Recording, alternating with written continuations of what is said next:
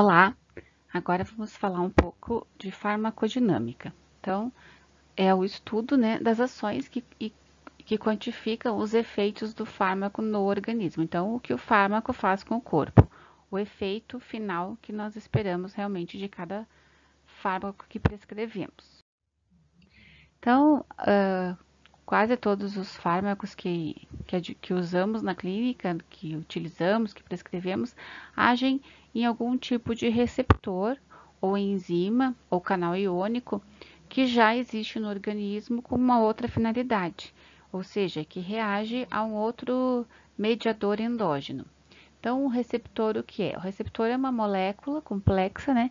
Geralmente uma proteína ou uma glicoproteína, que está presente na superfície celular, basicamente na membrana citoplasmática, mas também pode estar ou no citoplasma ou no núcleo, ou seja, no interior da célula. E é o sítio de ação de um agente biologicamente ativo, que pode ser um fármaco ou agente endógeno. Então, aqui a gente tem os principais tipos de receptores, né? A gente pode ter, então, canais iônicos, que são regulados por ligantes, alguns íons, são chamados também receptores ionotrópicos, que reagem ao estímulo, gerando uma hiperpolarização ou uma despolarização e o seu efeito. Geralmente, são receptores que têm ação muito rápida. Depois, a gente tem alguns receptores que são acoplados à proteína G, que liberam segundo mensageiros, e esses segundos mensageiros já vamos discutir um pouco mais adiante, desenvolve os efeitos celulares que nós queremos. Um dos exemplos é o receptor muscarínico da acetilcolina. A gente também tem alguns receptores que são ligados a proteínas quinases. Então, o estímulo do receptor induz a fosforilação de uma proteína, que induz uma transcrição gênica para a síntese de algum tipo de proteína e o efeito específico que se quer. Esse tipo de receptor que induz transcrição gênica tem um efeito em horas. E geralmente, os exemplos aqui são os receptores das citocinas. Por fim, a gente tem os receptores nucleares, basicamente receptores de hormônios, né? A gente tem aqui o do estrogênio como exemplo, mas vários hormônios têm receptor nuclear. Chegando lá, induz uma transcrição gênica e a síntese de alguma proteína ou de algum mediador. Então, os receptores, os alvos, né, para ação do fármaco, então os receptores eles podem agir como agonistas ou como antagonistas, induzindo um efeito imediato similar àquele do agonista endógeno do receptor, com abertura ou fechamento de canal iônico ou mecanismos de transdução, e o antagonista, que na verdade não tem efeito nenhum, ele simplesmente bloqueia a ação do mediador endógeno. Já quando o alvo são enzimas, também pode funcionar como um inibidor, impedindo a reação normal daquela enzima, ou ser um substrato falso e induzir a produção de um metabólito anormal, ou ainda a necessidade do fármaco de passar por aquela reação enzimática para ser ativado, para ser transformado na substância ativa. Quanto aos canais iônicos, também o fármaco pode ser um bloqueador, alterando a permeabilidade, né, bloqueando a permeabilidade do canal, ou ainda modular, aumentando ou reduzindo a probabilidade de abertura. Também podem agir nos transportadores, como nós vimos, os transportadores são importantes para passagem, né, de fármacos de um meio para outro, e alguns fármacos podem alterar o transporte de outros fármacos ou de substâncias endógenas do nosso organismo. Então, eles podem também inibir ou simular um substrato falso. Então, aqui, só mais claro, né, os canais iônicos controlados por ligantes têm um acoplamento direto, também chamados ionotrópicos, e estão envolvidos principalmente na transmissão sináptica. Os receptores acoplados à proteína G, aqui o principal exemplo são os muscarínicos e os adrenoreceptores, que a gente usa bastante, né? Os receptores ligados à quinase, a insulina, desculpa, os receptores da insulina e os receptores nucleares, que a gente tem como exemplo os esteroides. Os cujos efetores são controlados pela proteína G, desenvolve então um segundo mensageiro, né, adenilciclase, é ativada pela proteína G e catalisa a formação do AMP cíclico. A fosfolipase C, que a partir de sua ativação catalisa a formação de dois outros mensageiros, o IP3 e o diacilglicerol, a partir dos fosfolipídios da própria membrana.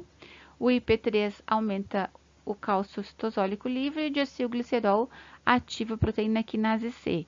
Sabe-se que a proteína quinase C tem uma grande variedade de isoformas, cada uma delas com atividades específicas no tecido em que ela tiver. Ainda alguns efetores controlados por proteína G alteram canais iônicos, né? Pode induzir a abertura dos canais de potássio para hiperpolarizar ou inibir canais de cálcio, reduzindo a liberação de neurotransmissores. E a fosfolipase A2, que induz a formação do ácido araquidônico e dos eicosanoides, que vocês sabem estão envolvidos nos processos de inflamação. Aqui a gente tem como exemplo, né, o receptor da epinefrina, um dos receptores da epinefrina, que é ligado à adenilciclase e via proteína G. Então, a ligação da epinefrina com esse receptor induz uma alteração na conformação do receptor, ativa a proteína G, que está associada no domínio citosólico desse receptor, e essa forma ativada da proteína G ativa a adenilciclase e resulta no aumento intracelular do AMP cíclico e desencadeia seus efeitos distais. Então, os principais, segundo mensageiros, né, são o AMP cíclico, o GMP cíclico, o IP3, o diacilglicerol e os íons de cálcio. Alguns fatores, né, são importantes, são envolvidos nessa interação do fármaco receptor. A gente sabe que a concentração do fármaco no sítio de ação, a quantidade então de fármaco no sítio de ação vai ser importante nessa interação do fármaco e receptor. Então, quanto mais fármaco, mais receptor vai ser ativado ou bloqueado, dependendo do que for a ação. E a afinidade desse fármaco para o receptor. Esses fatores eles estão envolvidos na eficácia intrínseca e no efeito farmacológico que se quer. Então, sabe-se que a interação do fármaco com o receptor depende de algumas forças intermoleculares que são dependentes tanto do agonista e do receptor. Então, são forças eletrostáticas, pontes de hidrogênio, ligações de van der Waals e as pontes ou ligações hidrofóbicas. Então, essas ligações entre o agonista e o próprio receptor definem, né, algumas coisas. Então, a afinidade que há entre esse receptor e esse agonista, ou seja, a avidez com que esse fármaco se liga ao receptor, nos dá a questão da eficácia intrínseca, ou seja, essa afinidade desse complexo agonista-receptor pelo transdutor, a habilidade desse complexo agonista-receptor em obter uma resposta quando se liga ao transdutor, nos dá a eficácia intrínseca desse fármaco. Então, como são essas interações de fármaco com receptor? Então, a primeira situação que a gente tem são os agonistas. O que é um agonista? Um agonista é uma substância, no caso um fármaco, que chega no receptor e ativa ele, simula, faz o efeito que o agonista endógeno faria. Então, ativa esse receptor para fazer os efeitos que ele já é feito para fazer pela ação do agonista endógeno.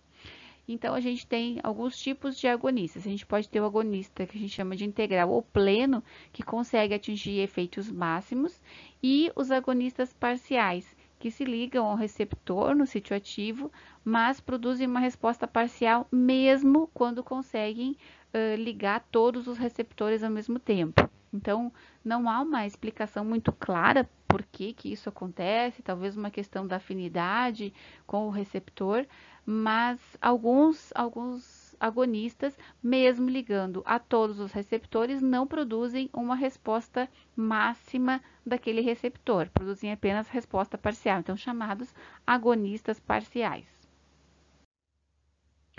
E o segundo grupo são os antagonistas, ou seja, são substâncias que inibem a ação do agonista, mas não exercem nenhum efeito na ausência dele, ou seja, eles ocupam o lugar do agonista ou um sítio alostérico, alterando a ligação do agonista com o receptor e impedem que o agonista endógeno haja naquele receptor.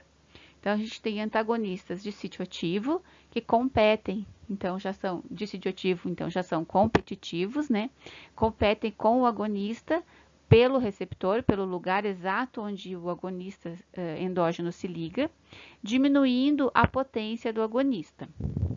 Também temos alguns receptores, antagonistas de receptor, que são de sítio alostérico, ou seja, eles não se ligam exatamente no local em que o agonista se liga, mas se ligam em alguma parte próxima, alterando a conformação desse receptor e assim alterando a capacidade de ligação do agonista, ou impedindo a mudança da conformação para ativação, ou seja, ele deixa o agonista ligar, mas não deixa ativar. Os antagonistas podem ser reversíveis e não reversíveis, ou irreversíveis, ou seja, eles podem ficar ali por algum tempo e depois saírem, ou simplesmente ligar naquele receptor e não ligar mais. A gente tem algumas situações assim, um exemplo comum é o AS, né, o ácido acetil salicílico, que tem o efeito irreversível na inibição da enzima. A gente também tem alguns antagonistas que são chamados antagonistas sem receptor. Por quê? Porque eles têm outro tipo de antagonismo. Então, a gente tem os antagonistas químicos que inativam o agonista, o efeito do fármaco ativo é perdido. Então, a gente tem aqui como exemplo os quelantes, né, que se ligam à substância e impedem a ação delas. A gente tem antagonistas fisiológicos, ou seja, ele não age nem no receptor, nem no outro fármaco, mas ele faz um efeito fisiológico que é o oposto àquele do agonista. E por fim, a gente tem o antagonismo farmacocinético, ou seja, o fármaco que induz o metabolismo do outro, ativa alguma via do metabolismo que faz com que o outro fármaco seja degradado mais rapidamente e perca o seu efeito. Então, aqui só um resuminho, a gente tem os antagonistas de receptor. Primeiro grupo que se liga ao sítio ativo, podendo ser reversível ou irreversível. Os reversíveis normalmente são os antagonistas competitivos, ou seja, eles competem pelo mesmo sítio que o agonista. Então, quem tiver em maior quantidade vai ganhar a preferência daquele receptor.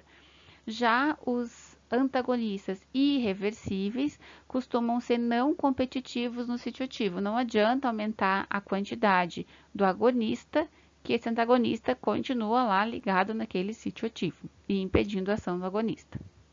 E aí a gente tem os antagonistas de ligação alostérica, que podem ser reversíveis ou irreversíveis e não são competitivos, porque eles justamente não se ligam ao mesmo local do agonista, eles são de sítio alostérico. E, por fim, os antagonistas sem receptores, que a gente já conversou, os antagonistas químicos e os antagonistas fisiológicos, e também o antagonismo farmacocinético, que não está aqui.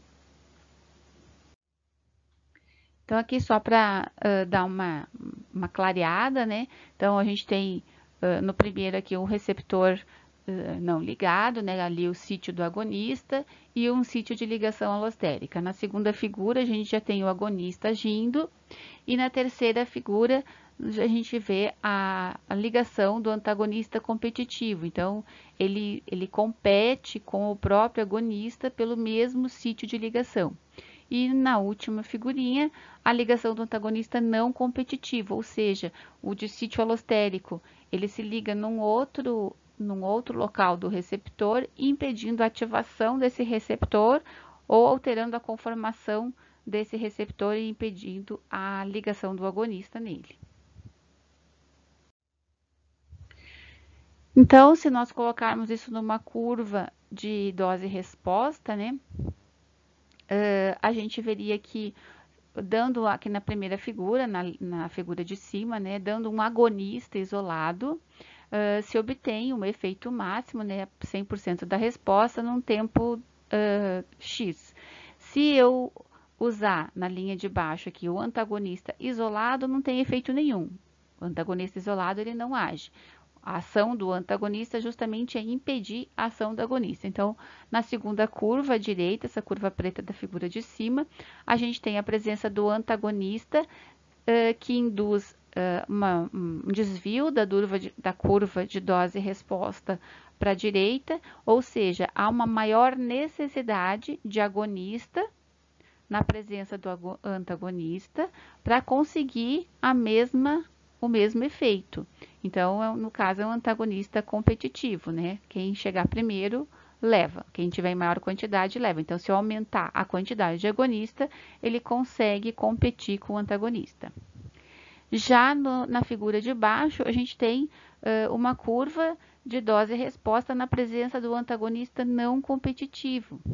Ou seja, ele se liga de uma forma, ou ele se liga de uma forma irreversível, ou ele se liga em sítio alostérico. E mesmo eu aumentando a dose do agonista, eu não consigo atingir o efeito máximo como é na presença do agonista isolado. Ok? Bom, como é que a gente avalia isso?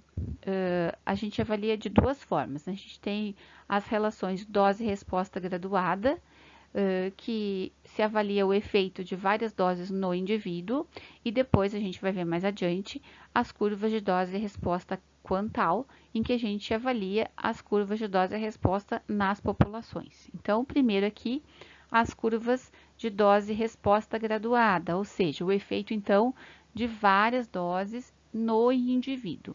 Então, a gente tem alguns conceitos, né, de eficácia e potência. A potência seria aquela concentração em que o fármaco produz 50% da resposta máxima, é o EC50. E a eficácia seria a resposta máxima produzida pelo fármaco, ou seja, é o momento em que toda a sinalização torna-se máxima. Então, a eficácia é a resposta em que, quando o fármaco ocupa todos os receptores que ele pode ativar. Então, fármacos mais potentes, têm maior potência, são aqueles que têm mais afinidade pelos seus receptores. E os fármacos mais eficazes são aqueles que ativam o maior número possível de receptores. Então, aqui, as doses respostas graduadas, né? A gente tem aqui em cima as curvas de dose e resposta linear e aqui embaixo a semilogarítmica com as curvas de dose e resposta. Então, o gráfico A, as curvas lineares de curva de dose e resposta para dois fármacos e o gráfico B, a semilogarítmica. Então, aqui, se temos uma curva de resposta em relação à concentração, quando eu tenho o agonista pleno, né, ele atinge a dose máxima, com a dose máxima, ele atinge a eficácia máxima. E o agonista parcial, lembram que o agonista parcial, mesmo que ocupe todos os receptores, ele não consegue atingir uma resposta máxima. Aqui já na presença aqui já o agonista pleno nas curvas logarítmicas, né? O agonista parcial e o agonista pleno com baixa afinidade na última curva da direita. Então, ele tem uma baixa afinidade, então ele necessita de uma concentração maior para atingir o efeito desejado. E aqui o efeito dos antagonistas. Então, na primeira curva, essa contínua, a gente tem o efeito do agonista pleno, ele atinge a resposta máxima, né? Na presença de um antagonista competitivo, eu preciso de uma concentração maior desse agonista para atingir a resposta máxima. Na presença de antagonista competitivo irreversível, se tiver em dose baixa, eu ainda consigo, aumentando a dose desse agonista, chegar na resposta máxima, mas se eu adicionar um antagonista competitivo irreversível e em dose alta, ele acaba diminuindo a resposta a esse agonista, mesmo em concentrações maiores. E as relações dose-respostas quantais. Essa dose-resposta quantal, então, é o quê? É a fração da população que responde a determinada dose de um fármaco. Então, aqui são estudos populacionais. No outro, a gente tinha estudos individuais. Aqui se fala de efetividade, toxicidade e letalidade. Então, a efetividade ou o efeito terapêutico na população é a dose efetiva mediana. A toxicidade é o efeito adverso, então a dose tóxica mediana. E a letalidade é o efeito letal, ou seja, a dose letal mediana. Então, o que é isso? São as doses que produzem essa resposta em 50% de uma população estudada. A letalidade só é estudada em populações de animais. Não se estuda a letalidade por motivos óbvios e em populações humanas quando se está estudando um novo fármaco, uma nova droga. Então, em humanos, o que se estuda é a dose que produz 50% do efeito em uma população, então a efetividade e a toxicidade, a dose tóxica em 50% da população. Então, aqui a gente tem o que a gente chama de janela terapêutica, né? O limiar terapêutico mínimo, o teto terapêutico, as curvas de dose e resposta, que levam ao efeito terapêutico, e a curva dose e resposta, que leva a um evento adverso, a um efeito colateral. Esse intervalo entre o teto terapêutico e a curva de efeito adverso a gente chama de janela terapêutica. Então, limiar é o efeito terapêutico mínimo útil e o teto terapêutico é o efeito adverso máximo tolerável. Índice terapêutico para curvas de dose e resposta quantal, como a gente falou, é a dose letal em 50% da população estudada sobre a dose efetiva. Então, esses estudos de letalidade só são feitos em populações de animais. Então, o índice terapêutico indica a margem de segurança de um fármaco em relação aqui à letalidade. Quanto maior o índice terapêutico, mais ampla a margem de segurança desse fármaco. Já em populações humanas, esse índice terapêutico é dado pela toxicidade, não pela letalidade. Então, o índice terapêutico aqui também indica a margem de segurança de um fármaco, né? Só que aqui em relação à toxicidade, aos eventos adversos possíveis com esse fármaco. Aqui só um resumo, então, dessas curvas, né? Na porcentagem de indivíduo que responde. Então, o efeito terapêutico, o efeito tóxico, né? As medianas. A porcentagem da dose necessária para obter efeito tóxico, e se vê que bem além disso, na maior parte das vezes, uma dose bem maior é necessária para o efeito tóxico, para o efeito letal, mas só estudados em animais. E por fim, a variação na resposta aos fármacos. Então, por que às vezes a gente não vê a mesma resposta dos indivíduos a determinado fármaco? Então, pode haver falta de eficácia e a gente pode ter efeitos prejudiciais inesperados quando há uma variação na resposta. Então, se eu tenho uma variação na resposta ao fármaco com menor efeito, eu posso ter menor eficácia. Se eu tiver uma variação na resposta com maior efeito, eu posso ter efeitos tóxicos que eu não esperaria com aquela dose. Mas por que isso acontece?